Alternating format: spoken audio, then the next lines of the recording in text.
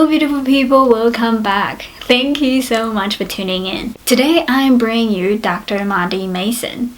So I was introduced to her through Creative Mornings Brisbane, and I thought to myself, I need to get in touch with her because whatever she's doing is so beautiful, so amazing. She's a voice for nature, and she's also a land and property healer, and more importantly, she's also an author who has written 2 books that has helped so many souls. If you are someone who is unsure how to connect with yourself or connect with nature, well, this will be a great episode for you. Or maybe you are someone who is wondering what are the benefits of being outdoors. Well, this will also be a great episode for you too. Maybe you are someone who is living in a populated and polluted area and unsure how you can connect with nature. Well, continue watching because Dr. Mahdi is going to share some tips with you for you to start connecting with nature and yourself. This episode is gonna make you feel optimistic about your future and know that you have got the power. I'm so excited for you to discover how amazingly made you are. So enjoy! First of all, I just want to say thank you so much for your time and your presence, and I am so happy to meet you. Not really. Thank you. But yeah, thank you so much for having me. It's nice that anyone's interested in what I'm talking about. So yeah, thanks. Definitely, and I can't wait for you to share it with more people. But before you share with people how you get to where you are today, I would love to know, how are you feeling today? I am feeling pretty good. I'm just getting to the point now. I've got 2 little babies, and I'm just getting to the point now where I'm getting my brain back a little bit. So yeah, so I'm starting to see the light at the end of the tunnel because I've had 2 under 2. So yeah, it keeps me really busy and tired. So yeah, just starting to come out of the end of it now, feeling normal again. So yeah, good. I bet. Wow, 2 under 2. Are they twins? No, they're 16 months apart. Yeah. So, yeah, but everybody assumes they're twins because the little one is quite large. So when people see them side by side, they think that she's the same as the other one. But yeah. I love them to death. So I bet. And I just want to say you're amazing, doing amazing work, and the time. Thank you. So are you. Thank you. And the time will go so quickly. So yes, I know. Yeah, I'm grateful for all of it. Yes. Well, please share with people how you got to where you are today. Have you always been this in tune with Mother Nature?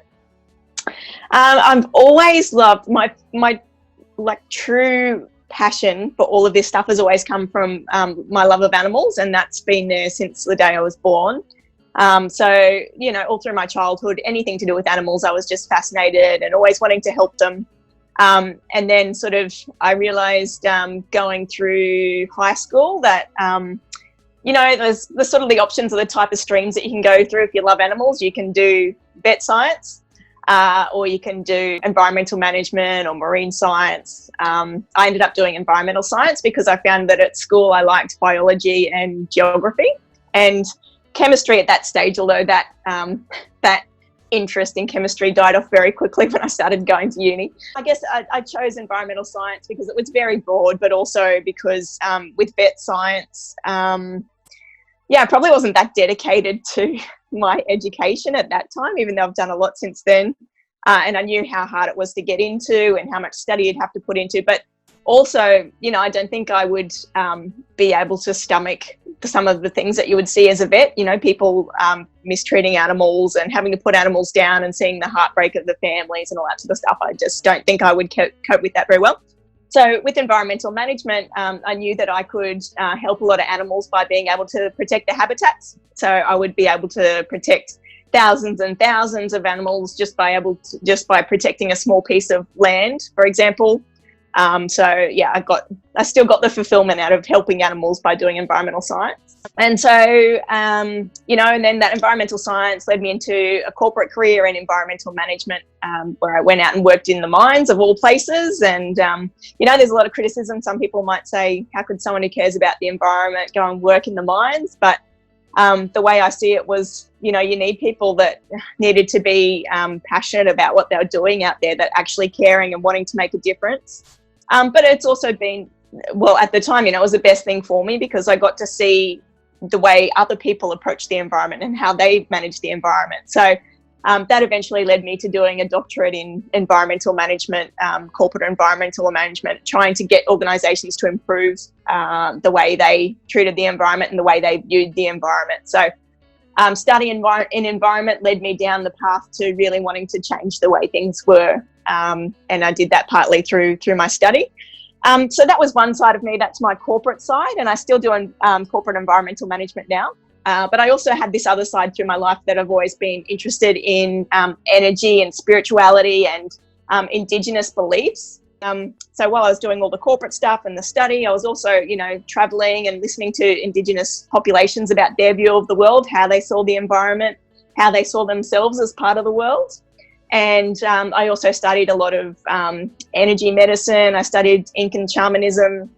And I just love this holistic view that everything is energy, and you can look at it from a really scientific point of view, which I do in my corporate career. In ecosystems, it's just a flow of energy. So there's that really scientific view, and then there's this spiritual and old, very old wisdom about about energy and things being what you can't see. There's so much more to the world than what we can't see. So yeah, I studied all of that, and then that sort of led me into combining both of them. And now I do land healing, a whole lot of land healing for clients, where I look at the land and in properties, and I change the energy up to make it a much brighter, lighter vibration and healthier place to be in. So so that's sort of where I've ended up. I know I rabbited on a bit there, but that's where I am now.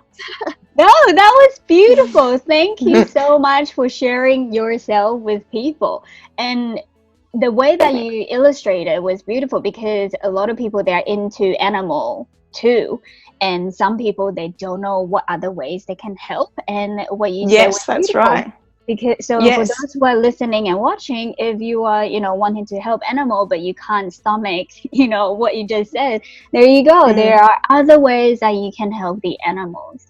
Did you That's right. Yeah. Have pets? Yes, I've always had pets, and I guess growing up I had a cat that used to kill everything, and there's everyone. The true naturalists can't stand, and conservationists can't stand cats, but I got a real introduction to the wilderness through that cat that killed everything. He used to bring in half dead animals all the time. So I just got that real feel for, nature's brutal, and that's just the way it is. And and I loved him to bits too. He was just following his instincts, and but I understand the conservation side too. We don't want to be going allowing people to let their pets kill all of our native species, but but I love all animals, so sort of understand it from all sides. And since then I've had dogs since then. I've got a little Jack Russell sitting next to me at the moment, keeping me company. Hello. I'm a dog person myself as well. With the land healing, would you actually share with people, like, what does that involve? Yeah, okay. So usually people come to me for a land healing if they're if something just doesn't feel right in their house or on their block of land, or they might have a patch of ground where the plants won't grow, or they can't grow vegetables, and it just doesn't make sense why that's not happening. Or they might have a property. I have a lot of clients in property that are developers who just buy and sell properties, and they'll come to me if they can't sell a property, so for some reason it's not working. Some people come to me if they have a constant stream of bad neighbours or bad tenants. So these things that sort of indicate that something's not logically right. We can't put our finger on it. Can you come and have a look? And I'll go and have a look. So usually I'll get from people like a floor plan of the house and a layout of the property, and then I'll go and look at it through maps, like through Google Maps or whatever mapping program I use, and tune into the property, and I can sort of feel areas across the block and in the houses or buildings where things just the energy isn't flowing. So to me, it feels like a sort of dense patch of energy, and that's exactly what it is. It's just slower moving energy. And then I will channel high frequency energy into that to move it along and to get energy flowing again. So when energy is flowing across a property properly, things just flow well themselves. So you get contracts easily if you're trying to sell a place. You have pretty good calm tenants. Things will grow. You'll get lots of animals like wildlife visiting the property because it feels good for them. They're very in tune with what works and what feels good, and a high vibrational property. Then I'll, after I've gone through the property and it feels like everything's flowing well to me, I'll write up a report for my clients, and I will have jobs for them to do. It's usually placing certain items that won't make sense to other people, but it's what I see when I'm doing it. So I know that they're supposed to go in those places. So it may be a crystal, for example, that they need to put next to the front door. And I'll just know that the energy of that crystal is what that spot needs. So, so I will to write up a report, tell them exactly what they need to do. And then, everything should be feeling much better on the property. I love it. I love it. Is this like similar to Chinese feng shui? It is, yes. But I guess the difference is that feng shui is very scientific, or very not scientific, but like it's a study, you have to follow someone's done a lot of work in it that you learn. Whereas the sort of land healing stuff that I do, yes, it achieves the same things, but it's all intuitive the way I work. So I don't, I'm not going to quote a book about, I've heard that your bed should be facing this way, so you should do it that way. I'm just like, that doesn't feel right to me. So this is what I think you should do to make it feel a bit better. Yeah. Right. Oh, thank you for explaining that. That's okay. So for those who are listening and watching, if you feel like your home can have more energy and more vibrant, well, please do contact Dr. Mahdi. Thank you. Right? Sorry? Did I say your name right? Oh, Mahdi. Mahdi. Don't worry, I get everything. I get Mandy, Maddie, Marty. Don't worry, I get everything. I don't even notice. Don't worry. It's just that I have a different name, so it's going to be mispronounced all over the place. Don't worry about it. Thank you. Yeah. That's all right. And so other than land healing, do you do healing on people as well? I do. I have studied it, but to be honest, I kind of find it boring. The land and the environmental stuff is the things that I'm really passionate about. So I feel good doing that stuff. Whereas I find that working on people, yes, I know the benefits of it. I've seen it firsthand, but it just takes a lot of energy to work with people. And a lot of the issues that people come to you with, sort of stories that they tell themselves or beliefs, and you can clear things on an energetic level, but if people are just going to go back and continue to think whatever their issues are and believe their issues, there's not a lot you can do with shifting that energetically. It takes a bit more work on the mental level for the person who's coming to get help, I've found. So, I know it sounds a bit harsh, but I just don't have the energy to continually support people through those things. I think a lot of the things are people need to choose themselves that they want to get rid of things and really work on those mentally and make that decision that they want to change things. So yes, I do energetic healing. I don't advertise it usually. I say if I'm of service with it. So if someone asks me for help, I'll always help. What I've been gifted is being able to do these healings. I've been taught by amazing people.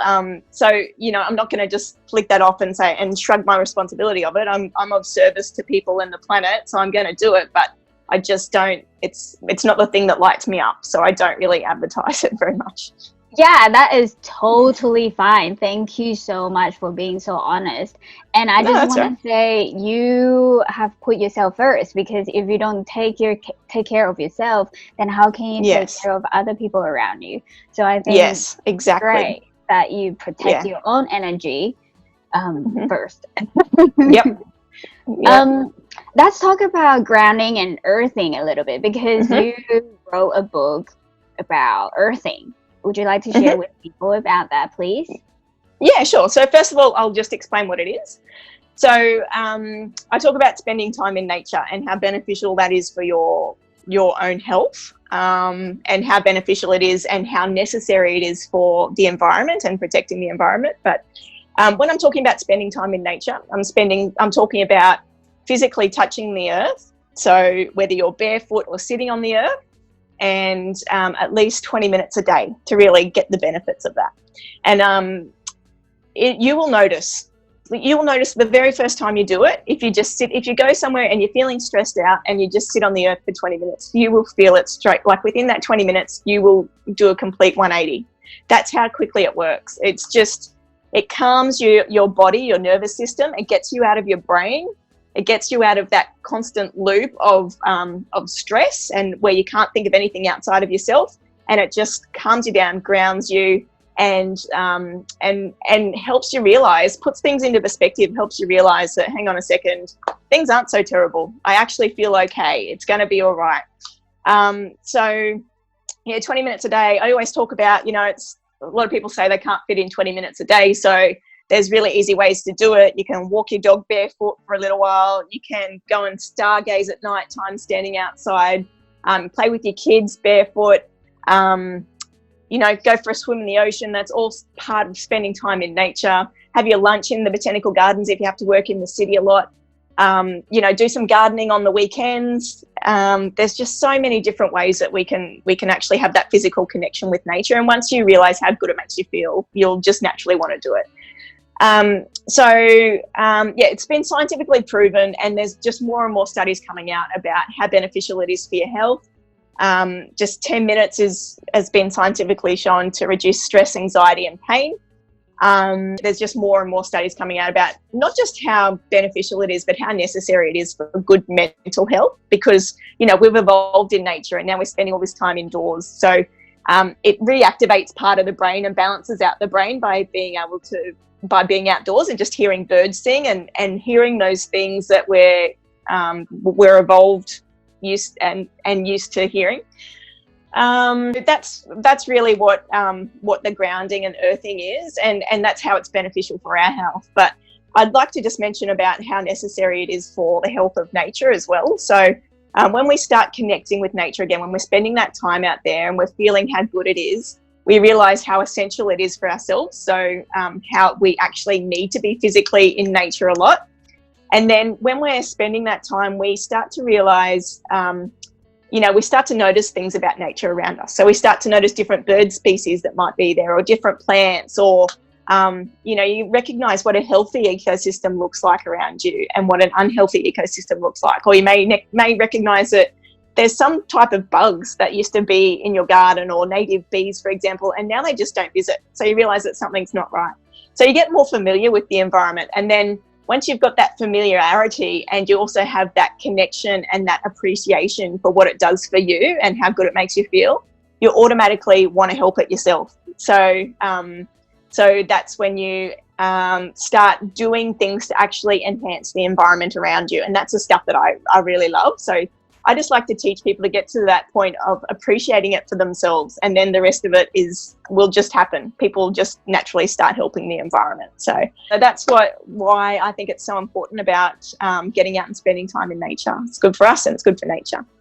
Yes, I agree. And thank you so much for putting it that way, because I feel like in many ways it helps us to sit still and be more mindful and be more observant with everything. And when we are more observant with literally everything in our life, I feel like we are more kind, we're more passionate. Absolutely.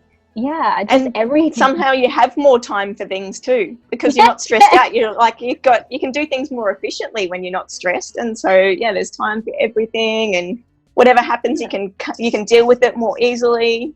But I'll just mention, while you're talking about, spending time, and it's good for you to calm down and relax, like you're talking about. There's a really, really simple technique that I like to tell people about, and it's a mindfulness practice. So if you're someone who can't meditate, but you really want to, or you realize that you need to spend a bit more time relaxing, spending time in nature, you just spend a few minutes on each of your senses. So tuning into each of your senses. So go and sit out in your backyard or a park or something and just spend a couple of minutes thinking about what you can see. And then, so instead of like sitting there going, oh, should be meditating, but I can't concentrate. This just gives you something to focus on. So what can you see? So, yeah, so is it birds? Is it, a beautiful sunrise or trees or whatever? What can you hear? It might be bees buzzing around you or dogs barking or something.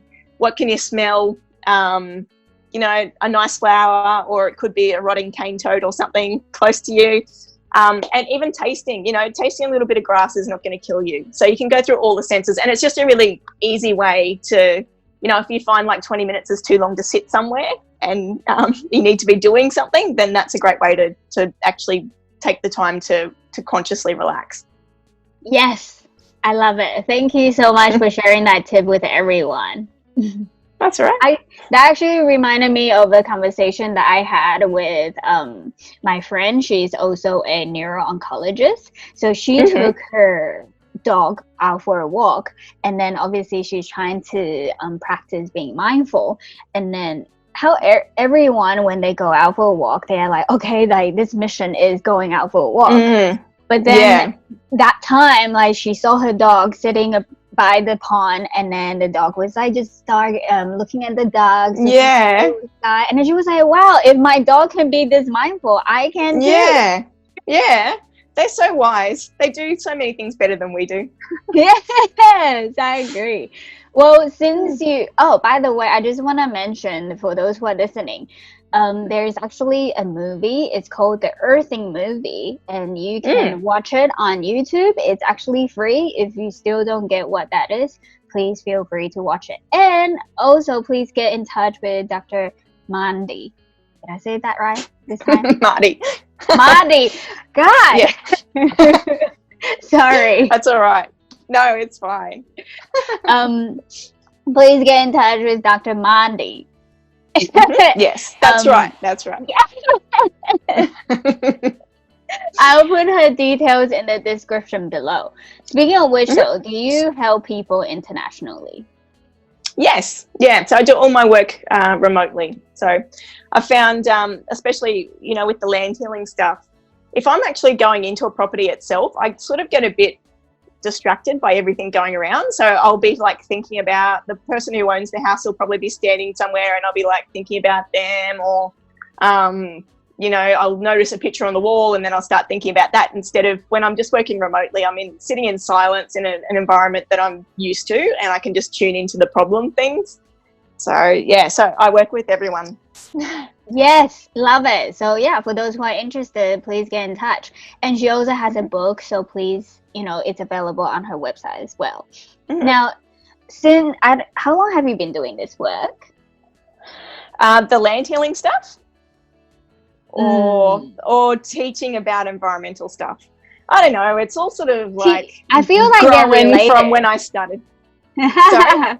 I said they are sort of related. Yeah. So I just, I got into the actual managing the environment, and, the day I started my corporate environmental management, like 20 years ago now,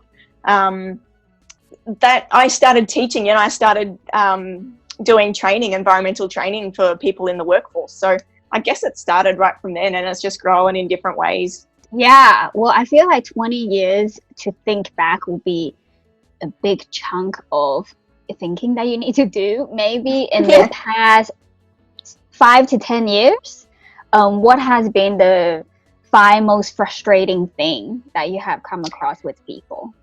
I just find this stuff is so simple, like it's just, the environment is there for all of us, and it just makes you feel so good. It's an untapped resource that's available to everyone. So it's frustrating that more people don't realize that, and more people aren't taking the time to go out and spend time in it. I guess there's the frustration that a lot of people don't appreciate the Indigenous approach to looking after the environment, because it was proven in all different cultures around the world that they were sustainable ways to live, and we've totally diverted from those. In terms of like climate change and even like the bushfires and the attitudes a lot of people in society have towards people who want to look out for the environment is just, I don't get it at all. Like, I don't get how people don't understand that if the environment's not healthy, we're not healthy. Like, that's our life source. How can we not look after it? And then like, climate change, for example, how much intentional miscommunication there's been just to confuse the public and to make the public think that climate change isn't a thing, and that we don't really need to be doing anything, and it's really the greenies out there trying to get your money and all that sort of stuff. It's just so frustrating. And yeah, so my answer to all of that is just go and experience nature for yourself, and just, you'll want to protect it and you'll get it, and you don't need to listen to anyone else but the way it makes you feel. So yeah, but yeah, plenty of different things. There's so many frustrating things when it comes to environmental management, but you know what? It's changing, because finally everybody's seeing for themselves climate change and the impacts it's having. And so everyone's starting to realize, hang on a second, we actually need to be doing something. So it's got to that point now where it is, we've passed the point of no return. So everybody, it's just going to grow now. People are going to be doing more and more to help the environment, which is great. Yes, I love it, because a lot of people, they feel like there's no hope for the future. But I am like so optimistic about it, because honestly, people are more in tune now. I feel like more people are like, oh, okay, we're here not just for ourselves. No, we're not. We're here for other people. And your future generations and all that sort of stuff. Totally. Yeah, definitely. And I think that please go. Oh, I was just going to say, often, and it's becoming more evident now as technology changes too, it's just smarter to do things that are better for the environment. It's more efficient, and it's the way society's got to go if we're going to keep growing to be more technological. So, yeah. Yes, I agree, because the things that for example, smartphones, like if you use it wisely, it's really going to benefit you and the people around you. And with the information thing, I also want to remind people to be careful of who they listen to and who they follow. Like you said, some people, they have false information, which is normal. And bad intentions. Yeah. Yes, but we need to be smart about it. Like, it's all our responsibilities who we follow. Speaking of what you just said, though, you have recently wrote an article about the link between climate and ascension. Yeah, I guess this is a classic science meets the metaphysical, I guess, and that's my love too. I love the science bit and I love the metaphysical bit. So to me, I love it when you can sort of combine them and show how it's all the same, no matter what you call it. So when you think about atoms, and I think that everybody learns this stuff in high school, but like if you have an atom and you heat it up, it gets to a point that it becomes unstable, and it might, remember those old classes in high school where you had the Bunsen burners and you would burn like certain different elements and then they would change color? You remember doing that sort of stuff? No, because I didn't do my high school here, but... okay. All right. Well, the basic fundamentals of science is all about how different atoms interact with each other and how matter interacts. So when you heat it up, it becomes unstable and it changes form. So it can no longer stay the way it is. It's got to jump and change until it comes to the next stable form in that temperature. So when you think about the planet's heating up at the moment, and so because we're part of that, we're sitting here in the hot climate. It actually has a physical and metaphysical impact on our bodies and on our brains. So it's heating us up, it's making us expand, it's expanding our consciousness, and it's making us become wiser, I guess. Like, it's helping us to see things from a bigger perspective. Like, you're seeing the bigger picture because we're more expanded, our consciousness is more expanded.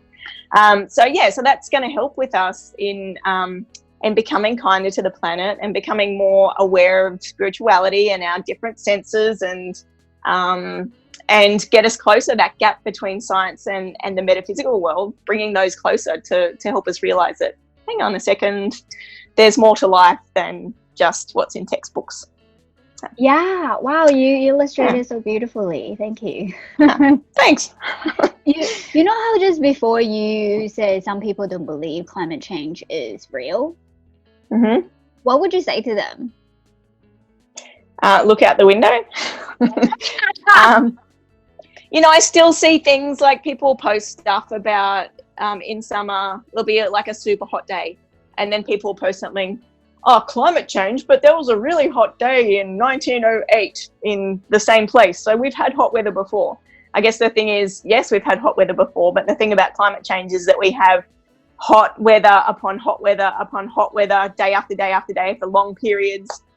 There's not just these standout one hot days or these standout big weather events now. They're happening at a increasing frequency. So that's what climate change is. Everyone can see it for themselves now. Yeah. Do you believe that it is a cycle thing, though? I think, yeah. Like, I think, we will go. It won't just be every year will be the hottest year. We'll probably have a couple of years where it'll dive down a little bit again. But then overall, again, it will go up again. And then the next time it will be even hotter and for longer periods. And, we've still got natural cycles in this. But overall, definitely it's getting hotter and worse. Yeah. But for those who are listening and watching, I just think that the way that you illustrated was honestly so beautifully for us to expand our consciousness and be like, okay, so what is really happening? That is being how can we do things better? Exactly. And really, it's not just for ourselves, like you said, it's for the future generation. It doesn't matter if you're gonna have kids or not, there's still gonna be people after us. Yes. So be the role model that you want to see in the world, be the change that you want to see. Exactly. And especially in Australia, we can see that we can't depend on the government to put in good policies and change things. So we can't just point the fingers saying they're not doing good enough, because all of us do. And there's so many, simple ways that we can do that too. So yeah, even if you're going to make one commitment, make it that you're going to, instead of spending time indoors with your air conditioner on and your TV on, spend that time outside, because when you're outside, rug up with warm clothes if it's cold, or cool clothes and sit in the shade if it's hot. When you're not spending that time indoors trying to make the climate the way you'd like it, you're actually saving all of that energy, and also you get the benefit of spending time in nature. Yes, I agree. Well, you already point out a few things that you would like people to do more of. Would you like to say maybe 3 to 5 more things? I guess spending time in nature, getting to know your environment. But aside from the environmental stuff, I think there's so many things that we can do to make ourselves happy. And I wrote about this in the Power of You book. Someone who is happy, they make the world so much of a brighter place. They have so much more of an impact than someone who's trying to do all the right things. So, you see a lot in spirituality, and people who do a lot of yoga and all that sort of stuff. They're like, okay, I've got to eat this type of food because it's the fad at the moment. I've got to, not drink any wine. I've got to make sure I'm meditating 2 hours a day. I've got to, all those rule things really take us away from our natural happiness. And yes, there might be some of those things that you love doing, so do them. That's great. But just trying to follow the rules doesn't make you a happy person. Trying to do the right things doesn't make you a happy person. Yes, be healthy. Don't go one way to extreme. Don't just eat chocolate all day, every day. Don't just drink wine all day, every day.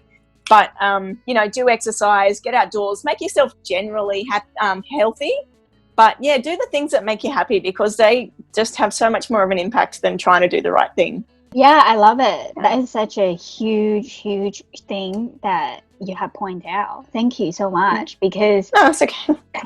A lot of times people put so much pressure on themselves because they're like, oh, I need to do this in order to get certain places. I'm just like, not really. I feel like the first and foremost step is have awareness, and then really tune in with your body, and then see how you're reacting to things. From there, really. Yeah. I probably shouldn't say this, but I actually really enjoy breaking rules, like just standard rules. I get so much satisfaction out of it when they're things that aren't going to harm anyone. And I just hate following like what you should do all the time. I like to just do the things that make me happy, and I find that satisfying. Yeah. Thank you for sharing that, because I bet a lot of people are like, oh, me too, me too. Yeah. Well, Yeah. for those, you're not alone. For those who want Mm-hmm. to break, you know what? I feel like the way that you said it is you like to break outside of your comfort zone. So, Yeah. yeah, Yeah. that's it. Well, Mm-hmm. speaking of which, how do you make sure that you have a balanced and healthy lifestyle? I start every day with exercise. I just do simple stuff. I've got like the two kids, so I have an exercise bike and I have a cross train machine. So I just fit in whatever I can around the kids and still being here. Often I'll just have the exercise bike in the lounge room while I'm watching them play around or while they're having breakfast or something. And of course, then I take the dog for a walk. So that's some of my nature time. Actually I need to be using my brain a bit. So doing that corporate environmental management stuff, the day job stuff, I actually need that to feel a bit balanced. So I would never take that part away.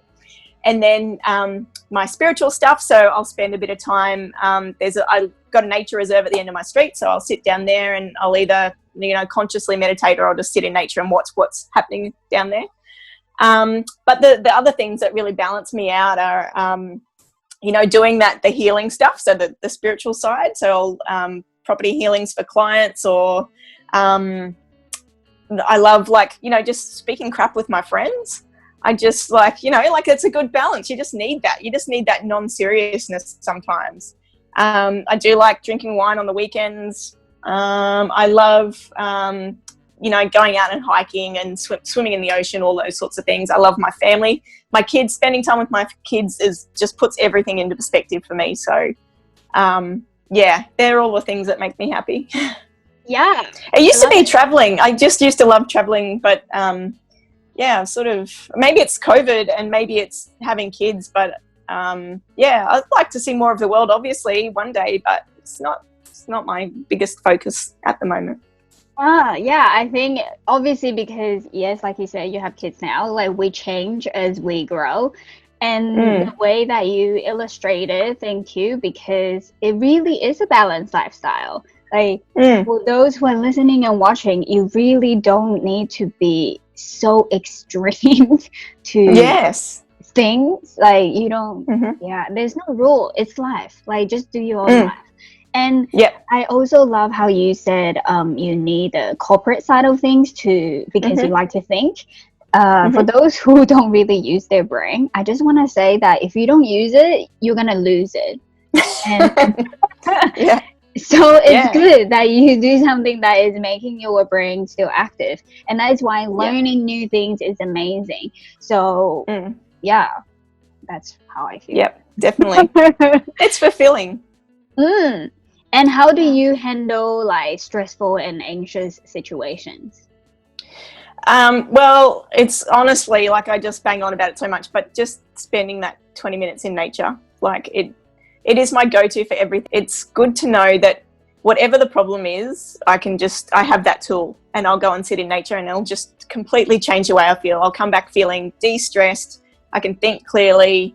Everything's put into perspective, and then I can target what needs to happen after that. So it's always nature. That's my go-to. Yes, me too. Love it. Love nature.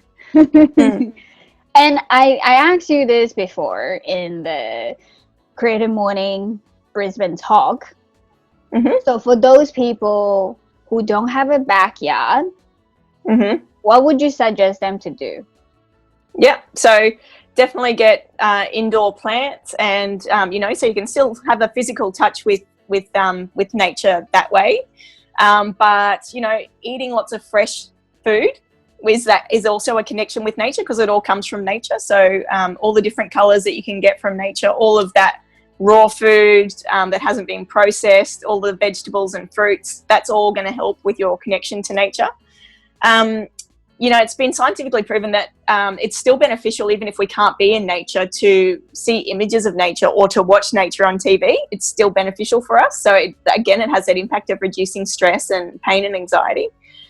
So watch things like, even if it's a cool screensaver on your computer that's like a beautiful place in nature or a nature documentary, spend your time watching those. Visualizing, what the rain looks like and feels like, those sorts of things. So you still get the sense of being in nature, has a beneficial impact on your health. Planning to go to places. So when you do go, get outside of where the polluted place is, go to places that are beautiful in nature. Like, choose that as your next holiday, to go to a location that's just beautiful, that's a beautiful natural environment. And start making choices for yourself that, even if nobody else is doing it where you live, that will actually start to reduce the pollution. So making choices that will benefit the environment, helps as well. Helps with your connection to the environment because you're trying to help it, but also physically helps the environment. So once you're that sort of person who's taken a stance and you become a leader, and then other people see you doing that, they sort of start to go, oh, that's a great idea and I can do that. It's actually really easy. So then they follow you and it sort of snowballs. So lots and lots of people start doing the same thing. It's important for people to stand up and start doing the right thing by the environment. So, and just one last thing, and I think that I said this during that Creative Mornings talk, was that if you are in a polluted environment, it is actually best to go to, if you have to be outdoors, being in nature, like being in a park or where there's lots of vegetation, is going to be the healthiest place you can be outdoors, because that the nature will buffer that. It's just one of the things that it does for us, but it will take out some of that pollution. So if you have to be outdoors in pollution, that'll be the best place to be. Yes, thank you so much for all the tips. For those who are listening, who live in an apartment or live in a country that is populated and perhaps polluted as well, well, then there you go. There are the tips that you can be more grounded and, tune in with yourself. And what you have said, really just start with self. Yes, everything just start with us.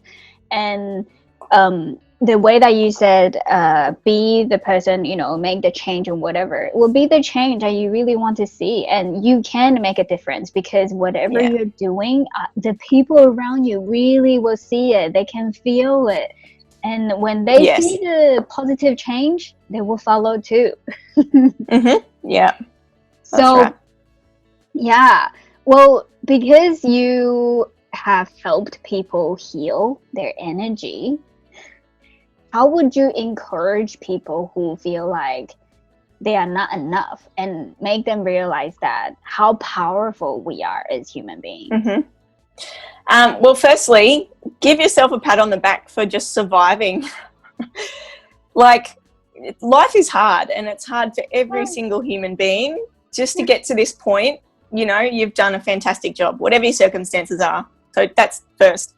Secondly, I find something really empowering. Of course, I'm going to talk about nature, but when you take that time to start helping nature, so not just spending time in nature, but doing things to help it, to enhance it. So, like inviting wildlife back to your yard by leaving water out for birds, or putting in a bee hotel, or, putting in lots of different plants and habitat types in your backyard to invite different species in. Once you do those things, they're so simple. They don't cost money to do those things, but you see that you have an impact, like that you start seeing more birds and bugs and lizards and things coming back to your yard. Once you realize how much power you have to actually help the environment and how good it feels to do it, I think that's really empowering. So that would be my tip for empowering people. That was so beautiful and so simple, because you just said put water out for birds. Like, anybody can do that. How simple is that? Yeah, exactly. Well, before I ask you my last question, do you feel like there is anything that I didn't ask or you would like to share? Not really. Yeah? No, I think I've said everything I need to say, yeah. But feel free, like if there's anyone out there with questions, I'm always free to answer any questions. Just head to my website and send me a question. I'll get back to you. Yes. So the details will be in the description below for those who are interested. And please don't be afraid to reach out. Honestly, like, we're all human beings. That's right. Yeah. Well, my last question for you is, how do you think we can be there for each other in general? And I think this has been part of the theme of today's interview is look after yourself. Do what makes you happy. And then you'll have so much energy to give other people. So, be respectful for others, care for others when you need to. There's a bit of give and take. Sometimes someone will be going through a hard time and you'll need to give them some of your time and energy.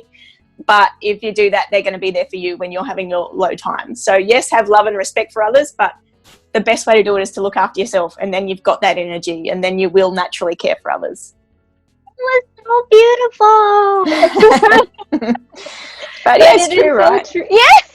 Yeah. It is very true, because everything really starts with ourselves. And if we can't take care of ourselves, how can we take care of other people? Exactly. So, yeah. If you want to be there for other people, please start looking after yourselves. And it is not selfish when you spare time for yourself. And you will find it's necessary. Yeah, and you will be more clear about your values. You will have more respect for yourself. Therefore, you have more respect for other people and the environment. It's just, thank you. Yeah, exactly. Well, thank you so much for your time and for sharing. No, thank you. I love talking about this, so thank you for having me. Yeah, thank you. How beautiful is Dr. Mahdi? I really hope that you enjoyed this episode as much as I did. Mother Nature is just truly beautiful, and so are you. And Mother Nature has so much wisdom, but so do you as well. I really hope this episode has reminded you that it is okay to slow down. Think about it. If you're going 1,000,000 miles to the wrong direction, how helpful is it really for you, right? So start with just spending 20 minutes outdoors, or as simple as Dr. Mahdi has put it, put some water out for the birds and be more observant of everything that's around you. You are wonderfully, powerfully, and beautifully made. I believe in you. I'm so excited for you to discover more of your abilities. Feel free to get in contact with myself and Dr. Mahdi. Her details are in the description below. Now, don't forget to subscribe, click the thumbs up button if you have loved it, and share it with someone, because you never know what they're going through. If you would like to discover more about self-awareness and self-responsibility, click here. And if you would like to listen to other more inspiring stories, click here.